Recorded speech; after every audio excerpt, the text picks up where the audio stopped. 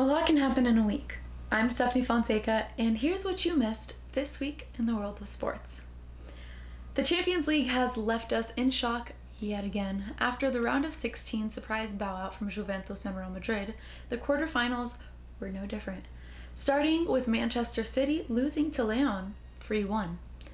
Lyon opened with a goal by Maxwell Cornet in the 24th minute, but at the end of the first half, Man City still found themselves behind 1-0. Roughly 15 minutes into the second half, Kevin De Bruyne goes ahead and equalizes for Man City. However, Lyon stepped on the gas, and Dembele scored at the 79th and 87th minute, making the score 3-1 for Lyon, sending Man City home. The biggest surprise, however, came from the Barca-Bayern game. Bayern opened up the score with a goal from Thomas Müller in the 4th minute, followed by an own goal by David Alaba in the 7th minute, equalizing the game. At the 21st minute, Bayern put the ball in the back of the net once again, breaking the tie at 2-1. Bayern then goes to score again and again, increasing Bayern's lead to 4-1.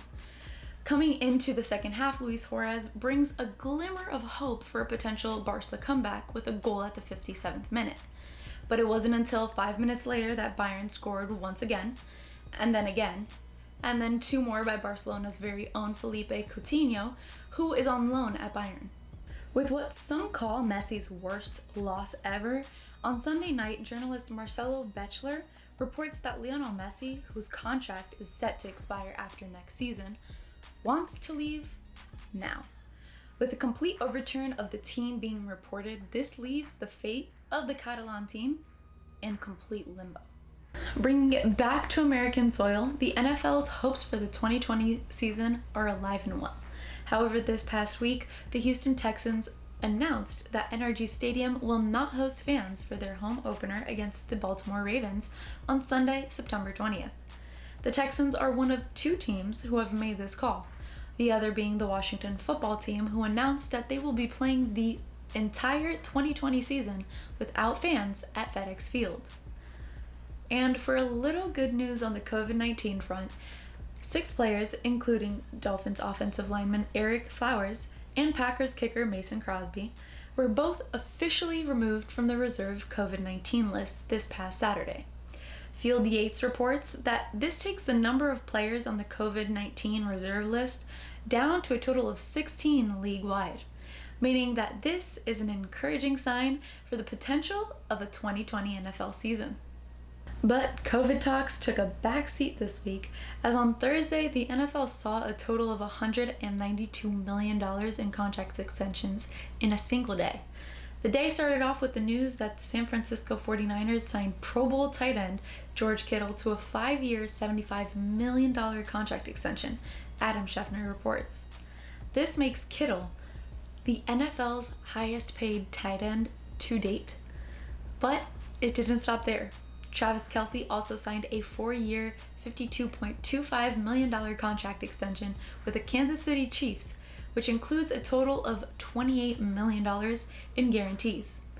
And to top it all off, the Bills' standout left tackle Deion Dawkins signed a 4-year, $60 million contract extension with the Buffalo Bills, having Dawkins in Buffalo through the 2024 season. And it's finally that time again. The NBA playoffs are here. However, with the bubble dynamics, many players have been complaining about their mental health within that same bubble. The NBA quickly made changes and expanded the bubble. The guidelines are reported by Woj and are as follows. 4 guests per player, but can be exceeded for children. Guests can travel on team charters following testing. Guests will be allowed to attend games. Players will be allowed to bring in family and establish long-standing personal friends into the bubble. Players' guests can quarantine in the team's market for 3 days, travel to Orlando, and then quarantine again for 4 days, or travel directly to Orlando and quarantine for 7 days. Each player is allowed 1 ticket per playoff game for a guest, plus an additional admission for a child that is 32 inches or below. But the memo also specified who isn't eligible to come into the bubble. and that includes any individual that the player has not previously met with in person or with whom the player has had limited in-person interactions with. For example, known by the player only through social media or an intermediary. Among those who are not allowed as player guests, current or prospective staff or business relationships, including agents, trainers, massage, physical therapists, personal chefs, and tattoo artists. So with the rules of the bubble all established, now to the NBA playoffs. Here's a very quick recap. The bubble had its own handful of surprises.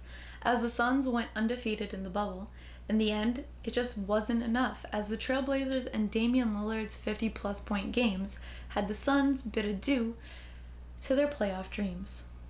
Lillard's 50-plus point games made him the bubble's MVP, and the Lakers find themselves ending their 6-year playoff drought. With you all caught up, here's when to expect the NBA playoffs to grace your screen.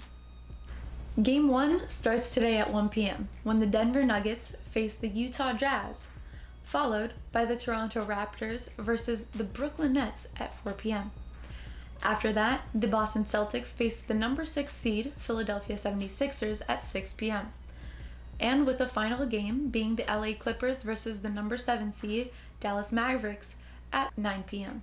On Tuesday, first tip-off comes with the Milwaukee Bucks against the Orlando Magic at 1:30 p.m., followed by Indiana versus Miami at 4 p.m.